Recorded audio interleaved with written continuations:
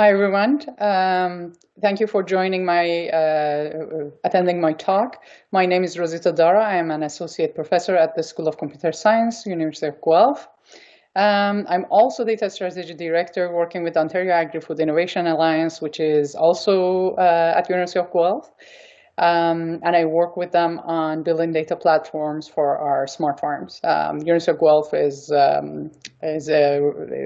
very good university. It's world known in agriculture, food, and veterinary medicine. So there are lots of research projects and research stations that are currently being used for that type of research. The topic of my research is on the use of artificial intelligence, big data, and the future of agriculture.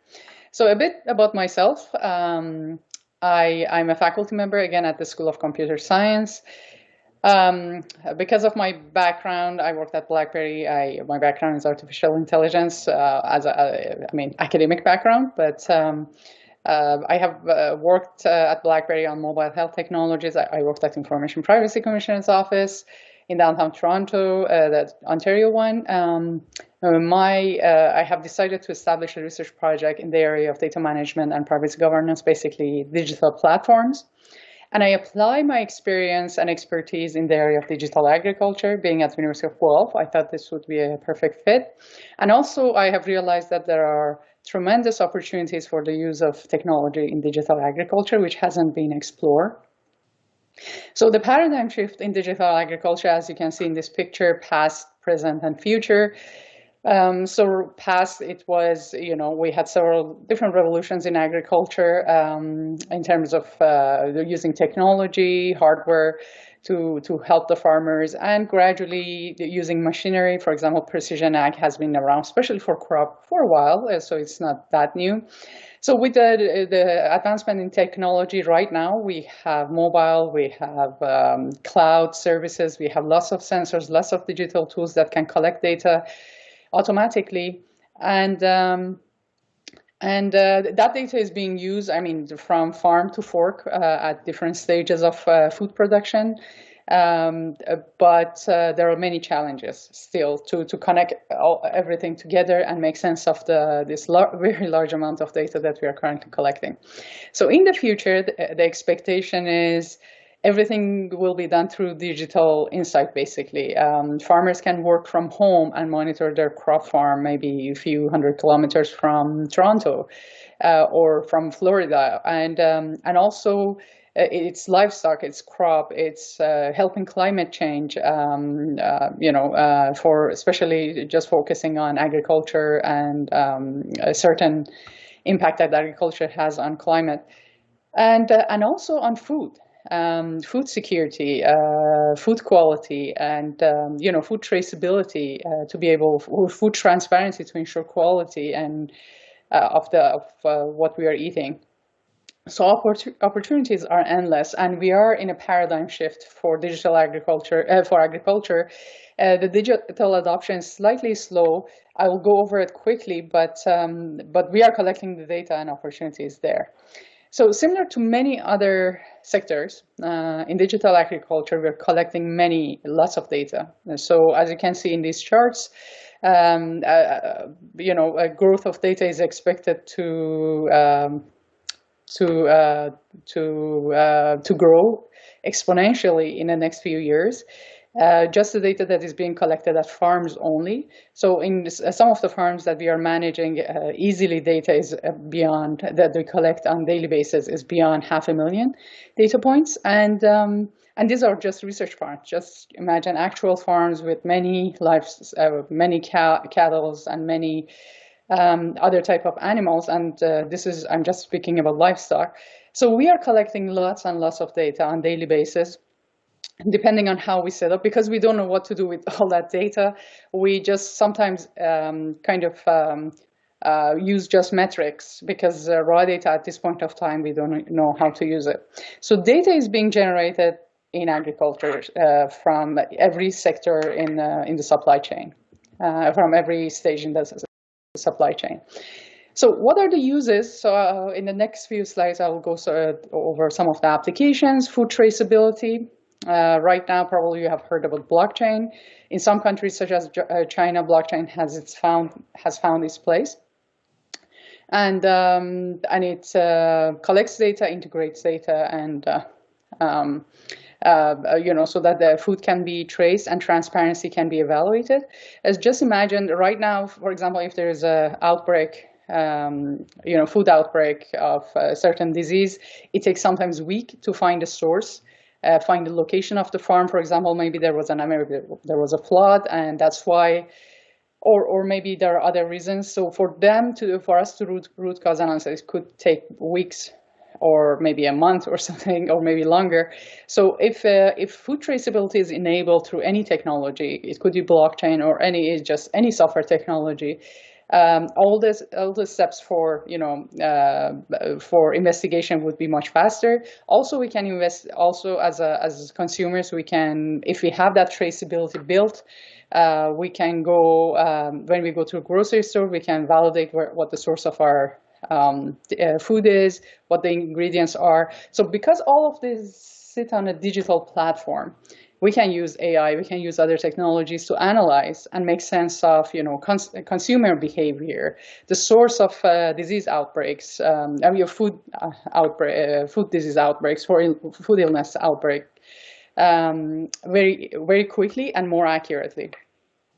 Another application is digital greenhouse and automation, especially with COVID outbreak. There is a lot of interest in automation. I mean, at least it sounds like there's a lot of interest, and everybody talks about it. But definitely we will gradually go on that direction. So it's just using robotics or other tools for monitoring and for growing vegetables. For example, I was involved in a mushroom harvesting project, which we worked on image processing, but also building the decision support system. When you take data from different sources and sensors and everything, and aggregate it together, and making decisions which mushrooms should be pruned, which mushrooms should be collected, and at what time. And then the next step would have been using robots to collect those. In the crop and livestock farm end-to-end management, there has been a lot of automation, in particular in dairy and generally crop, not so much in beef. Dairy is highly regulated, and because of that, data collection is required. So if you go to a dairy farm, cows are constantly collected to sensors. When they're in the milking, kind of session, data is collected every few seconds. And the data quality and milk quality is checked constantly, and biomarkers are collected from milk. This is just one example of that. Cows' movement, number of steps that they take, all of that could be easily collected, and the technology is there. But the issue is, what do we do with this data, and how do we use it? Another example is about climate change and automation. There have been a lot of work and studies that have focused on the use of automation to help climate change, and this is this is again around data collection and data collecting. There is a initiative at the University of Guelph called One Health, and the idea is all about collecting data from environment, crop, animals, and human, and many other data sources, and aggregate that to improve the health of a crop, an animal, and human, and also health of our earth and climate. So these initiatives are moving forward. There are lots of opportunities, lots of data is being collected, and lastly, the last opportunity is just the food. Starting from, and by food I mean as soon as crop, vegetables, produce. Or meat, it goes to processing and packaging, and up to the point that it gets to consumers. So how we can automate the process, how we can improve, and how we can increase production from the farm to fork, but also in between, and if there are things that can be done to optimize the process. This is extremely important because by 2050, the population would be 9.6 billion, and we have to meet our growing needs. So optimization of processes of either farm or at food level, packaging, just name it, all of those need to be optimized to be able to produce and help population, to feed the population. So most of you are experts in big data and digital agriculture and big data and AI. So as you know, once we have lots of data, that doesn't mean we can magically use that data for decision making. There are lots of other factors that are involved, and really digital agriculture is no different. It's very similar to other paradigm shifts, for example, smart cities and smart homes and smart grids and many other ones. Agriculture is no different. So there are people involved. There are farmers, there are consumers, and there are people who are in between the supply chain that enable such processes. We have to work with them. We have to understand what we are building really satisfies their need and fits within their workflow properly. So that they can find what the tools helpful. Adoption of technology in agriculture is not as fast as other sectors. There are many reasons, so I'm not saying this is the only reason, but this is also a major reason that maybe farmers or maybe other stakeholders, they don't find the tools that we create useful. Data. So we are collecting lots of data. Is this data useful? Is it in the form that we want? Does it have the content that we want? And also things, the devices that are creating data. So we have to, obviously, those are absolutely the key. So we have to bring all of those together, but how do we bring all of those together? There has to be policies, obviously government policies or organizational policies. There has to be standards around, building these tools, procedures, and legal agreement that we need to work on, because lots of data gets created, and who owns it? Who can process it, for what purpose, and all the issues around privacy or confidentiality applies here as well. So I just want to go over some of the requirements, as I indicated in the previous slide. I want to go over some requirements to enable this paradigm to move forward. Automation. So automation, we collect lots of data, as I mentioned to you before, but how useful is this data, and how are we able to integrate? Do we have standards for that data? Are different devices, are they collecting information the same way, in the same format? Structural issues, synthetic issues, system, is the data presentation something that it's in standard format or in a way that can be used in different for different contexts and for different purposes. Semantics, again, if we need to integrate data sources, are we talking about the same data? So these are the things that we need to work with the broader community to make sure that what we are generating, and the AI system or data platforms that we are generating that are interoperable. Another agriculture is no different from other sectors. There are many humans involved. There are ethical issues around the use of AI. So this needs to be studied as we are working on applications of AI. We have to consider people. We have to consider policies, situation that in different countries. And also whether the use of that data is ethical for certain purposes. So all of those need to be discussed, and it has to be biases that maybe when AI makes a decision, maybe automatically, or the type of information that's given to the decision makers, whether it's fair, and all those issues. So these are regardless of the sector. As long as human is involved, and in this particular case, natural resources, what we decide and what we do has to be ethical. Obviously, privacy and confidentiality, believe it or not, who owns the data? So when you have a farm and you're generating data, so obviously the sensor provider or the technology provider collects all that data, but at the end of the day, who owns it? And how it is processed, how it improves, how it helps the farmers. This is something that needs to be discussed, with whom the data gets shared, and whether there is an opportunity for co-creation of value, or is it just individually they just take over and use the data the way that it's may not have been discussed, or the owners of data are not aware of those use cases. So all the principles for privacy and confidentiality it needs to be also considered in this particular case, and also livestock data tends to be slightly more sensitive because of government regulation. Again, people who will be impacted by data collection and decision making or monitoring they have to be informed about the processes and data use. Data governance. Digital agriculture is no different from other sectors, so they have the same challenges and the same requirements. So we have to work data governance as a whole. Who has oversight over data that is being collected, how data is being used or integrated? Do we have the right quality data and privacy and legal requirements? Is everybody benefiting from it? Is the owners, how much the owners are in control of their data? So all the issues around data governance needs to be addressed to be able to have a system that works perfectly and everybody is willing to use it and helps with adoption.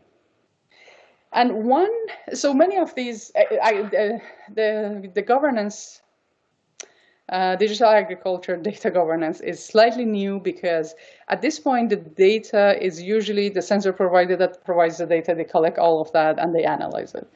And they're obviously, in return, they will provide, they give access to many farmers to use, to get that data, but also metrics, and they provide them dashboards for better decision making. But one aspect in digital agriculture that has been overlooked is the human aspect of digital agriculture. And many of the tools that is being created, some of them obviously consider the end user, many of them don't. And again, this could be the reason for lack of adoption.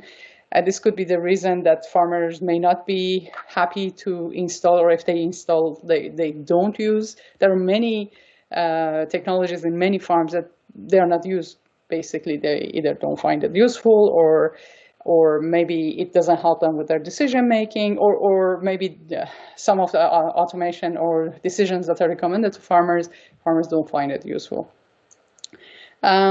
So the human aspect is very critical, especially when it comes to AI. So the human in the loop approaches would be appropriate when we are using AI, or in general, we are using digital technologies for agriculture. It's important to engage the end users, get their feedback on data and how the data is used and the decision making. So there are challenges.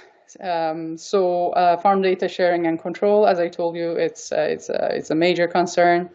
Cost of maintenance of such technologies, obviously many farmers or many stakeholders in between, they are not in a position, because that's not the focus of their business, to maintain it, such technologies. And when other technologies provide that to different stakeholders within the supply chain, food supply chain, then the issue of ownership and stewardship and all of those become an issue, because in a way farmers or many stakeholders are paying for that tool, but at the same time that data is used and stored by that organization, which is a kind of a strange paradigm.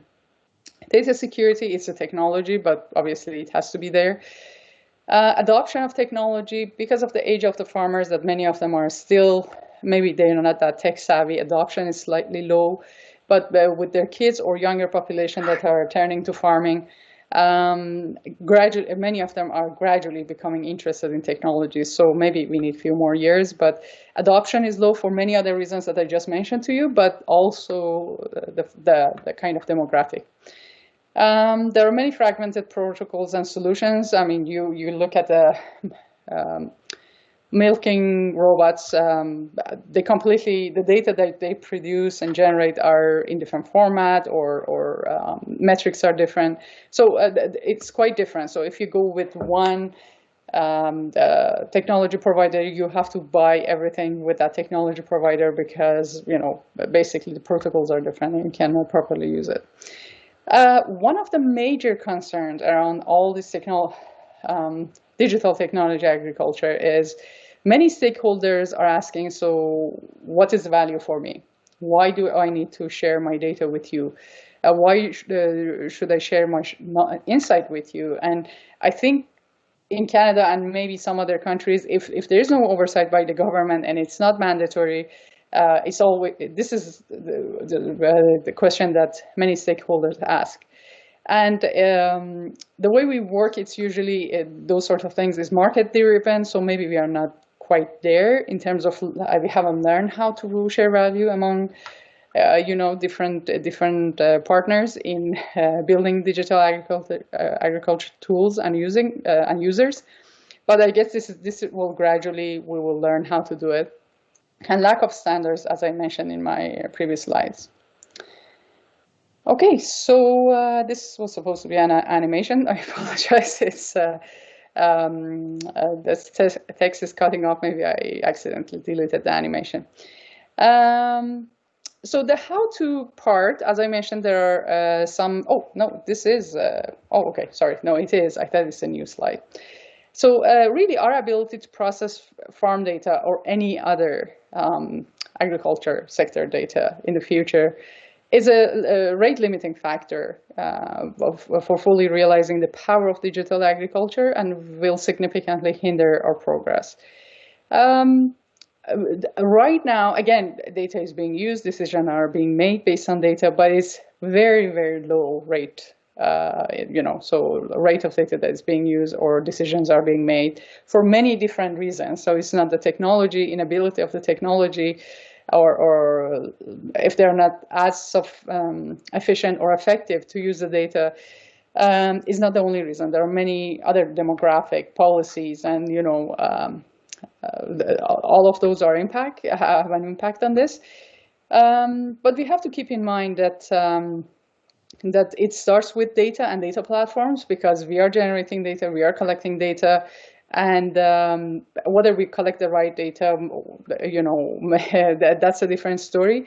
But we have to collectively work with our government, with the farmers, and different partners within the supply chain, and also technocrats, to figure out how this complex paradigm can be resolved, or kind of gradually, and how we can work together to use digital technology for such an important purpose. So very briefly about my research. So as I mentioned before, I work on data governance and data management. And so by data management, I want to be a little more specific on the technology side. So my focus of my research is on interoperability. And if we look at the data, pipeline, creating a pipeline for that data from the time it gets created, cleaned, hopefully in a standardized manner, because we have already established, assuming that's standard, cleaned, aggregated, and analyzed in a usable way. So that's my focus. So usually I get, for example, I have a project with one of the smart city initiatives. We are looking at different ways of collecting the farm data, aggregating it, kind of making it more useful for the farmers, and also looking at many other issues that are highlighted here. Just looking at the challenges and the requirements that needs to be met if you want to use this information and data to the fullest potential, and recommendations for technology. So we also work with many technology providers that are involved in the project. So this is the type of work I do. Sometimes I only focus on privacy, and data confidentiality. Sometimes I work on the platform, and I have many projects on disease modeling, and which is basically my background, which is artificial intelligence. This is my research. Right now I'm bringing privacy, AI, and platforms all together. I understand it has to be decentralized, and I understand it has to be scalable, efficient, and many other considerations that needs to be involved, privacy, security, and all of that. But gradually, I'm working on the convergence of all these different subjects that I was working on, and to make what we are producing, it's kind of usable and for a broader community and of farmers and basically food supply chain stakeholders. So with that, I want to thank you for again attending my session. I'm here and I'm open for questions. Thank you very much. And this is my contact information in case it's needed.